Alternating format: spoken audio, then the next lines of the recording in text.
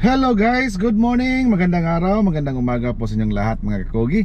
Another day, another blessing na naman. Yan, ang init ngayon dito sa Cebu mga kakogi.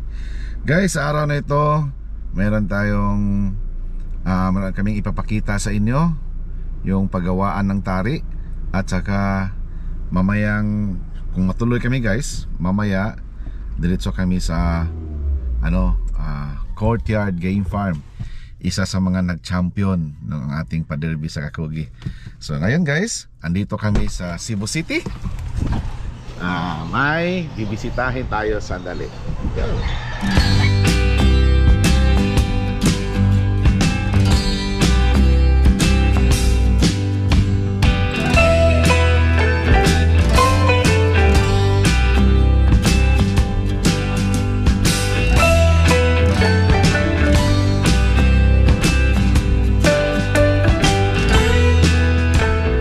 Yung mga kasama natin mga kakugi.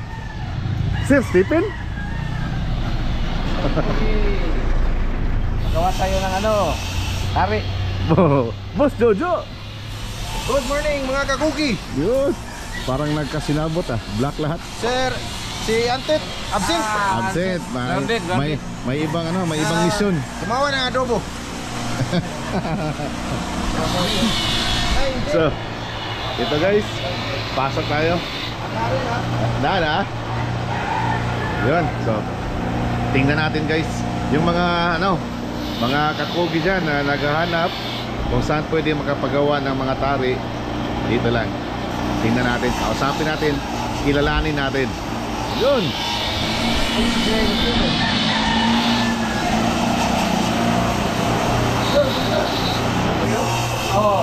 Morning. Morning boss. Mayang muntag. AJ, Ragats Blade. Ay, ansay nga sa imong shop dere, boss? Rugrats Blade. Ragats Blade. Rugrats Blade. Ano sa ning address, exact address dere, boss?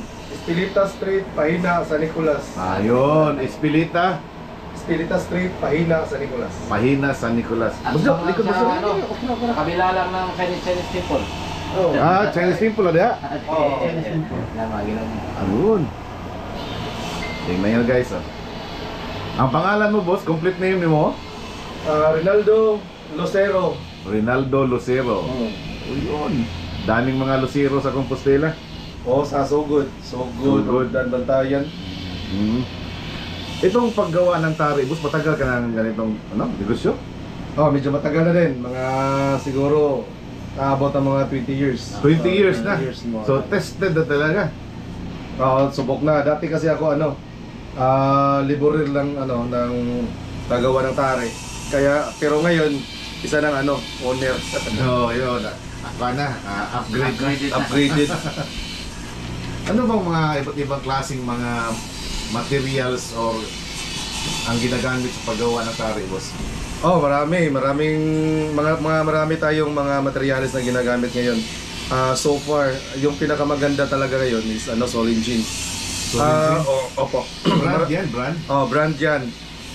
Maraming nagsasabi kasi na Solingen is name of the country sa name of place sa Germany. Pero marami din ang gumagawa ng tari na made in Solingen. Kaya tinatawag sila na Solingen Blade. Yan yung pinakamaganda so far sa ngayon. Ano yung mga sinasabi nila, yung mga cobalt, mga tungsten? Maraming kasi. Meron tayong tungsten cobalt, meron tayong Momax cobalt, meron din tayong yung mga M2, tapos Carnage cobalt, marami sila. Iba't ibang klase ng blade, ng mga cobalt. Pag sinabing blade, boss, ano ba ito originally, pareha ba ito ng mga steel plate, rectangular, sabay anong ito? Marami kasing types ng bakal. Yung iba, meron tayong tinatawag natin dito na bala ng lead machine. Ito yung mga toll bit. Meron din tayo mga circular saw. Ito yung tinatawag natin na circular saw. So marami tayong circular saw katulad ng Kinkilder, Carnage, Julia. Maraming circular so iba't ibang name. At saka yung yung tungsten, Camstal, Momax, at saka Solingen, mga plate yun galing Germany. Mga plates. Plates siya. Oo. So ang hugis niya mga saka banti size. Rectangular form. Ganun. Yun. Saka may narinig din ako po sa iba't ibang klase na cutting, may jet, water jet. Tapos mga yan, mga meron tayong tinatawag natin na tatlong way paano mag-cut ng blade. Yung una is yung traditional way of cutting sa blade. Tinatawag natin na bends, yung yung pinakamatagal natin ginagawa pag paano mag-cut ng mga blade. Yung gamit natin diamond cutter. Yan yung traditional way. Tapos meron tayong pinakabago ngayon is water jet cutting. Yung water jet cutting naman, water lang yung nagka-cut ng blade. So di siya di siya iinit yung blade. Tapos meron tayong bago is laser cut. Laser na. Laser cut na ngayon. Nitrogen. Ngayon marami na sila. Dito sa Rugrats boss, anong gamit natin ng mga cutting dito? Yung sa Rugrats dito sa akin is traditional way yung sa akin kasi marami akong mga design. Ako yung gumagawa ng mga iba't ibang design katulad ng kanlaon pattern. Dito iba't ibang mga design. Kanlaon pattern. Kanlaon pattern. Original by Rugrats Blade, Chris pattern. Chris. Ito yung Chris So pattern. allowed din gamitin sa natin? Yes, allowed to. Allowed to siya. Double blade yan. Pwede siya double blade, pwede naman hindi. Meron akong sample dito.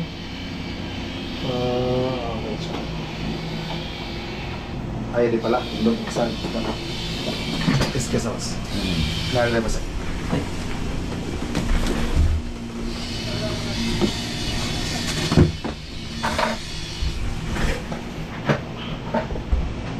Kaya gumagamit ako ng traditional way kasi marami akong mga pattern na kailangan kong ito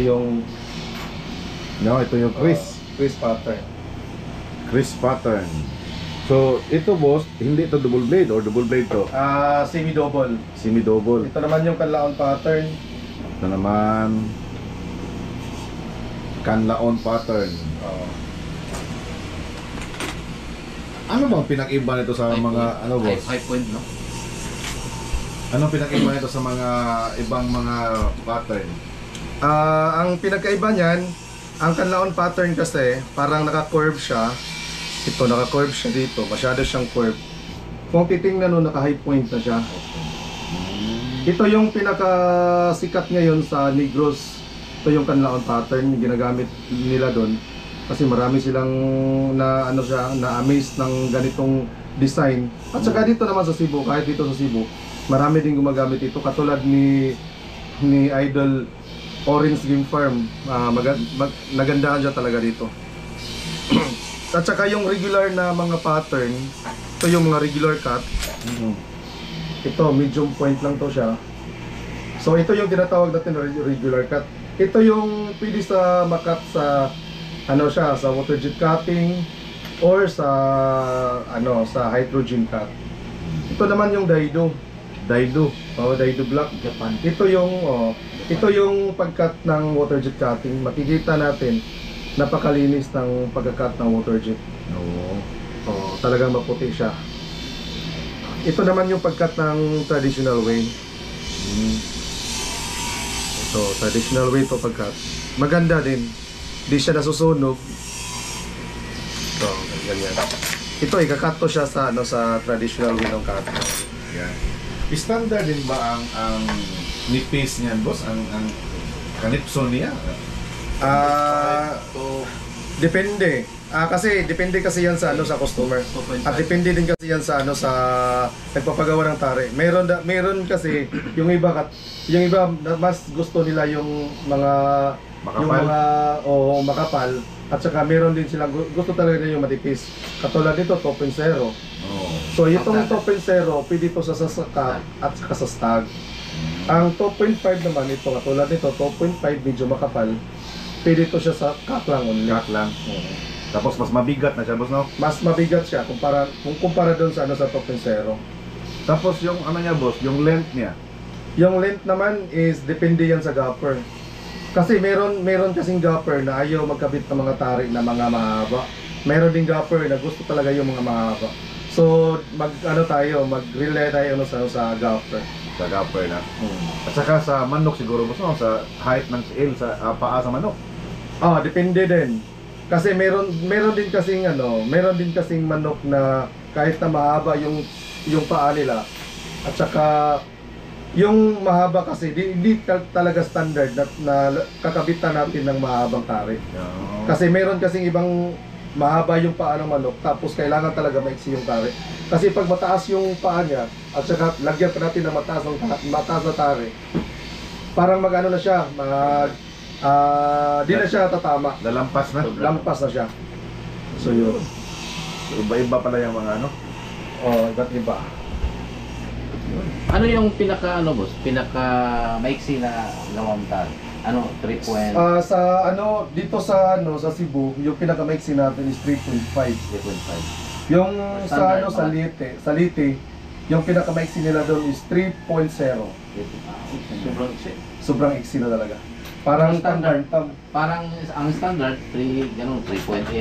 3.7 yung standard talaga. 3.7. Ito yung pangbantam, pangbantiks. May maliit talaga. Itong sukat ito 2.5. 2.0. 2.0 ni. Yung sukat niyan is 3 inches. Trace ni, muni trace, mubo gid yung trace, no. Ito naman yung 2.2. Mas mubo. Mas mababa, 2.2. Pang ano to pang Bantam. Pangbantam. Kaya sa Manila, ilan sunod ka na nun? Palitangan yung Castro ba? Nelson Castro? Kana, original na. Naanay daghan yung kabatay ko dahil doon ito. Kani boss, ako kayo mo. Kana, Slinger. Manis Mayroon mag-agir ito yung Montari. Paringa ni kuan. lahi na siya kuan, lahi na siya o kaning Material. material. Kani unsa ni nga material? 3.0 na siya. Wapo yung 3.0, bagga, no? Baga ano? Yan, German eh. Sa Mga German eh. German Wapo eh. kayo. Yung Montari ito sa customer pa, mayroon mag-agir ito. Amo tong gipanggaw to si champion. Ngid ka. Inanakan lang na solo, murag kaunom.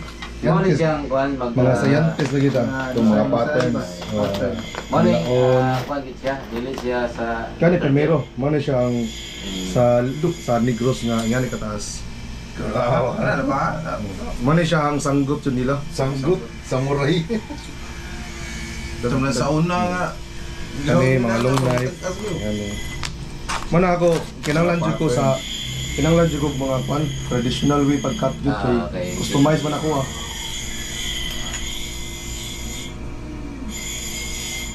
Kani bone blade. Musikat sa gini bone blade kani. Bone blade. Bone blade. Murag ko ano? Kanang dress pakos manok ba? Nasa'y murag shoulder nga ka. Asa yung mga boss? Dili pa ko katulog maayo. Kuan man pilder no? kuan kani. Kanang kusgan jud siya ba? Yan.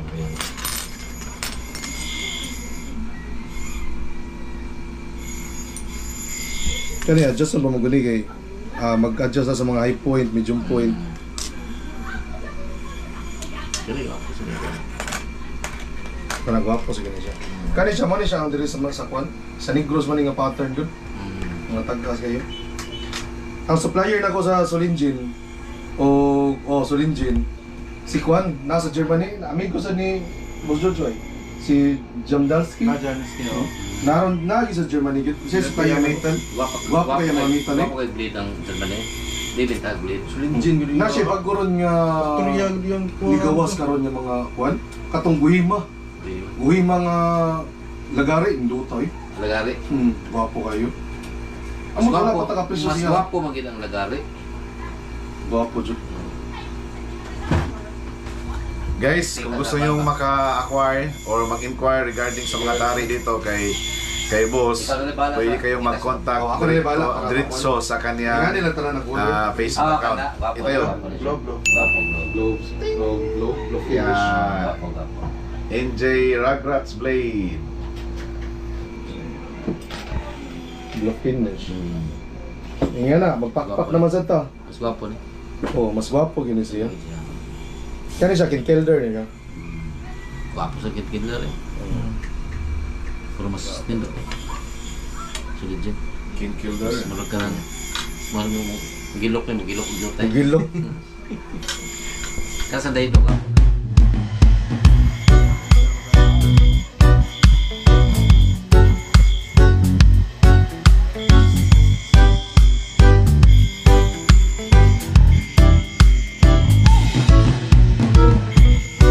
Whoa, whoa, whoa, whoa, whoa, whoa, whoa.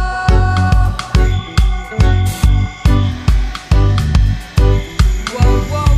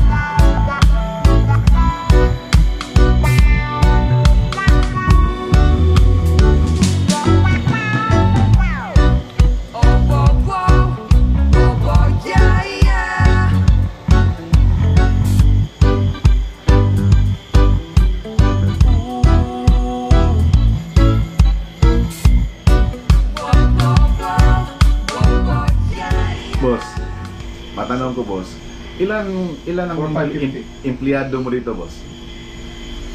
Yung mga empleyado ko, 7 sila. Pero di ko sila mga empleyado, mga ano ko lang yun, mga kamag-anak ko. Lahat to sila, mga cousins ko yan. Tapos yung isa, ano ko, bali yung kapatid ko, asawa niya. So bayaw ni mo? Parang family sila ba? Pamilya lang. Parang family business namin to. So anong pamaraan dyan sa ano, boss? Sahod talaga? May sahod or per piece? Yung Per piece magawa? lang, oo. Kung merong gagawin, meron silang share. Oo, so yun. So wala na silang ibang trabaho, kundi yan lang. Oo, ito lang. Oo, kasi ako yung ako yung naghahanap ng customer. Tapos pag meron kaming tinatrabaho, so meron kaming income, merong extra income. Kumusta naman ang ganitong klaseng negosyo, boss? Kumikita rin ba? Yes, kumikita naman. Makabigay na din ng panghanap buhay sa mga mga cousin ko. Lalo-lalo na ngayon, no, na talaga lumakas na yung sabo. Industriya natin, lalong lumakas. Pero meron din time na talagang wala. Meron din time na medyo mahina talaga. Katulad ngayon, medyo mas palapit na tayo sa ting bakasyon, like sa Holy Week. So, hina yung natin, yung production natin. So mga ganitong klaseng produkto, boss, mga ilang gamit kaya bago palitan? At saka paano kaya i-maintain to, boss? Yung pag-maintain natin para di siya madali siyang masira yung blade. I-maintain lang natin, lagyan natin ng oil. At saka maintain natin yung bapping. At saka every week kailangan mo siya itagis o ibabasyada. Tapos yung paggamit naman, yung ilang beses natin gagamitin yung tarik. Depende kasi yan sa pagbabasyada. meron kasing nagbabasyada na malaki talaga yung pakain nila sa talim. So madali siyang liliit, madali siyang iiksi. So mga 3 uses lang, di na siya pwede gagamitin. Kasi prone na siya sa bali. Prone na siya sa papangit na yung form niya. So di na siya pwede. So advisable talaga sa tari. Kailangan marunong yung tagabasyada ninyo. At saka parang di siya malakas pagpakain ng talim. So mga 4 uses of 5, okay na yun. Okay na yun. Oo. Bawi na yun. Bawi na yun. Bawi na. Yung sinabi mo kanina ng oil, boss, anong klaseng oil ang gagamitin natin? Sa akin lang experience ko, yung ginagamit ko edible oil. Edible oil. Edible oil, yung cooking oil.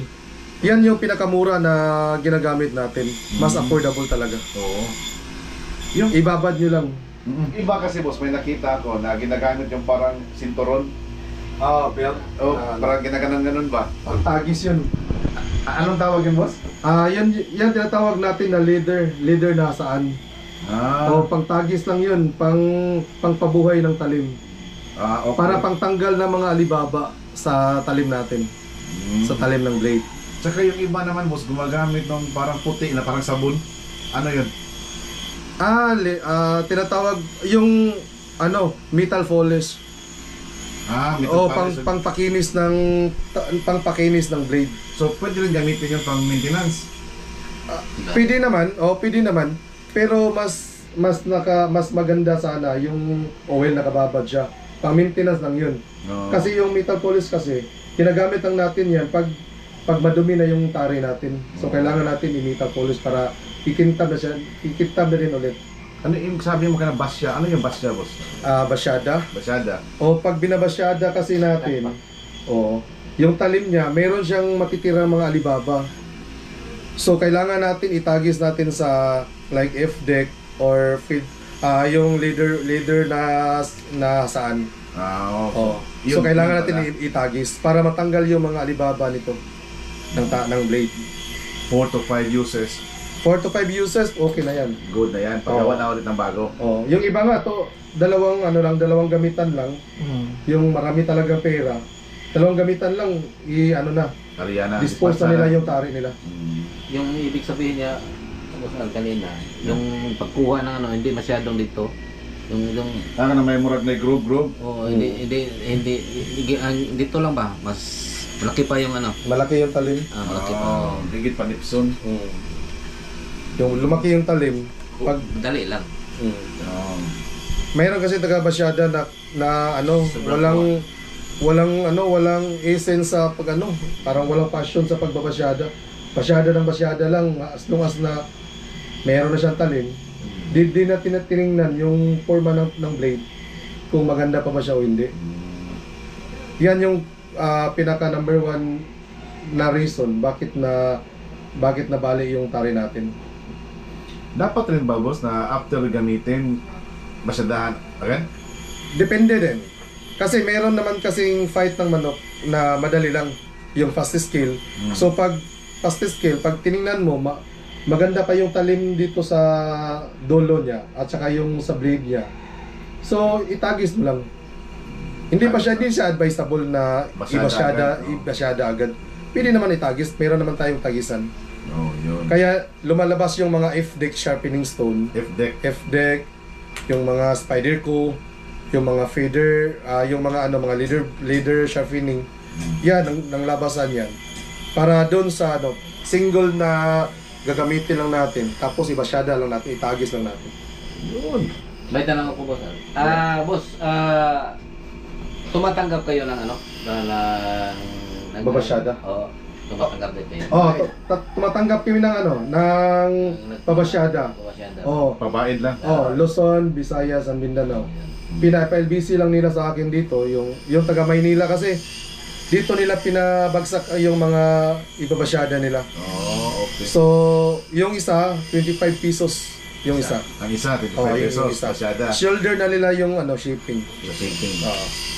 Pa-Maxim na. Maxim. Kung Cebu City lang, pwede Maxim or LBC or pwede meet up. Then kung malayong lugar like Luzon or Mindanao, through LBC or JNT. Oh, GMT. Boss, itong mga presyohan do, boss, iba-ibang design, iba-iba ang presyo. Yes, at saka iba-ibang blade. Materials ng Ibang, blade. iba't ibang blade. Oo. So may mga price list ka nito, boss, may mga quotation ka nito. Oo. Yung sa blade naman, iba yung price ng tungsten, camstal, at saka Mumax Cobalt. Iba yung price niya. Yung isang set niyan is 20,000. 20,000. Ilang piraso yan, boss? 12 pieces, 12 isang pieces. dosina. Sa iyo na ang materials. Sa akin na yun. Sa akin na lahat. Oo. Tapos yung Daido, Solingen, at saka Kinkelder na Extreme at saka Supreme, 15,000 yung isang dosina. Isang dosina, Isang dosina. 15,000. Oo. Tapos yung mga Carnage, Kinkelder na Solar, Kinkelder na Rainbow, M42, Jolia, Apollo Gold, Choni, yan, 12,000 isang dosina. 12,000 isang dosina. At saka sa design naman, pag ganitong design na medyo ano siya, di siya madali siya gawin. Oo. So, add lang tayo ng 1,000 isa. 1,000 per dozen. Per dozen. 1,000 per dozen. For example, may materialis kami, may ano, ang tawag ito. Sa inyo yung material. May metal na, tapos sa amin na yung materialis, kayo na lang gagawa. Magkano babayaran kaya?